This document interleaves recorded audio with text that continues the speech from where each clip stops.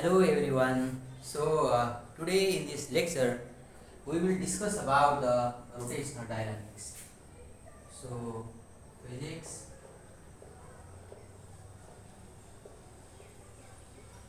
grade 12 and the chapter is chapter rotational dynamics. Rotational dynamics. So basically this chapter is all about the dynamics, the equations of the motion when the body is in the rotational motion. When the body is in rotational motion. For example, in case of the kinematics, basically in the class 12, class 11, we actually discussed the various equations of the motions like s equal to ut plus half at square, v equal to u plus at, v square equal to u square plus 2s, and so on. But in such cases, the bodies are in the translational motion. Basically, in those cases, the body is moving in the straight line. The body is displacing from one point to the another point in a straight line motion. But in this case, basically, body is rotating about any fixed axis. So, before just entering into this chapter, first let us know about the rigid body. So, rigid body. So what does the rigid body mean? Rigid body actually means a kind of the compact body, a solid body basically. A solid body, and we can say a hard body where the interparticle distance remain always same. Okay, this is the solid body. This is the hard solid body. The hard solid body in which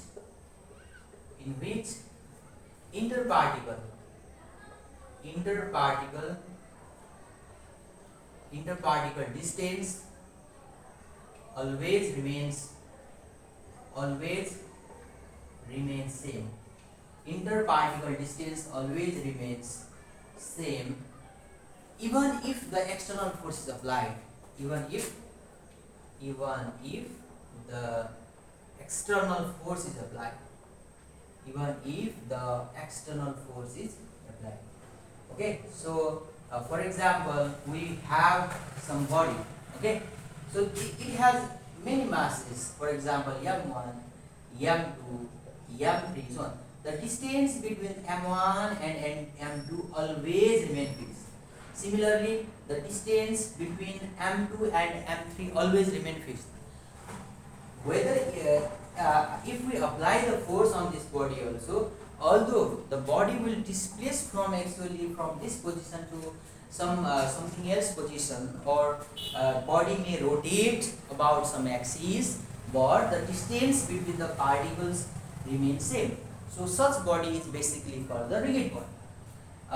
So in the rotational dynamics, basically in case of the rotation of the bodies are generally we take into account about the rigid bodies which are in rotational motions. Okay, so now I'm going to discuss about another term, and that is the moment of inertia. Moment of inertia. So basically, what does the moment of inertia imply? So simply the inertia is basically inability of a body to change its state that we know about from the Newton's law also. So what does the moment of inertia mean? So basically it is the inertia in the rotational motion. When the body is in rotational motion, whenever we are speaking about the inertia, it just implies to the case of the translational motion, to the translational motion of the body. But here in this case, moment of inertia is simply refers to it is the rotational inertia. It is the rotational inertia. Okay, it just implies the rotational inertia. It means that the inertia possessed by the body when the body is in the rotational motion. So mathematically also, actually, simply mathematically I is actually represented by I, and I is equal to m into r square. Suppose I have any body, and this is the axis of rotation. This is the axis about which this body is rotating like this. And suppose we have the mass, for example, like this is the mass of the particle. We are actually not considering, we are actually not taking into account of the whole body. Rather, we are just as I am in the defining the terms. So here what we actually do is that it is the product of the that particular point mass, okay, that particular point mass and the square of the distance from the axis of rotation. So here I is equal to m times r square. M is the mass of the particle and this r is the distance from the axis of rotation. But what we should have to do when but here we are actually taking just one mass, just one point. But the body but the body consists large number of the particles, large number of the masses. So what actually we can do? So what actually we can do in such cases? So in such cases, basically we just have to like for example, if there are n particles, so how we can actually write the moment of inertia? Mi square. So sorry, m1 r1 square. This is for the first particle. Similarly, for the second particle, we can write m2 rt square. Similarly, for other particle and n particle, mn rn square. So here actually we can actually represent or express this in this form, like summation I range from u1 to n mi ri square in general. Okay, so mi ri square. This is generally the moment of inertia for the whole body. Okay, so in this way. So in general, we also have to know about the units also. For in general, we have the formula of mi square. Just keep it in the mind. So what would be its unit? So a unit means like the mass, unit of the mass is kg, and this distance means meter square. So kg meter square is the basically the unit of this moment of inertia. So let us calculate the moment of inertia. Okay, so calculation, for example, moment of inertia of thin rod. Moment of inertia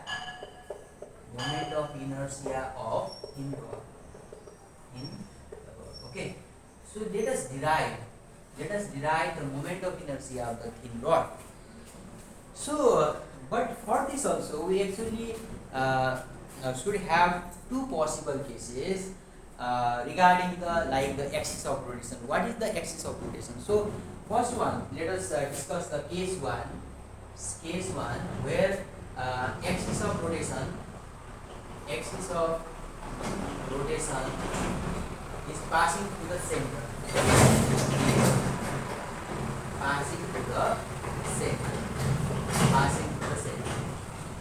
Okay, so now let us how actually we can do. For example, we have this is the thin rod that we are considering about. Okay, so the axis of rotation should be like this, because the axis of rotation is passing to the center. So this about this axis, this thin rod is actually rotating. So what would be the length over the total length is the L. So then what would be like this? This length is L by 2. Similarly, this length is also L by 2. So let us write down. Let us consider a rigid body. Sorry, let us consider a thin rod of length L and mass M. Let us take this. Okay. So now how actually we can move ahead or this? So for to find the moment of inertia, we should first take the very small mass. Okay. We should just take very small mass like here. For example, let's say this one. Okay, and suppose that the distance of this small mass is x from over here, and this one, the length of this one is dx. dx. Okay, the length of that particular length element. We are taking very small length element from this whole length. So first we have to find the moment of inertia of this one. Okay, let us take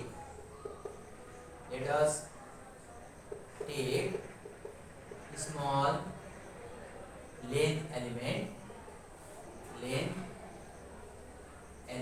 of length dx. Okay, let us take small length element of the length dx. So its moment of inertia is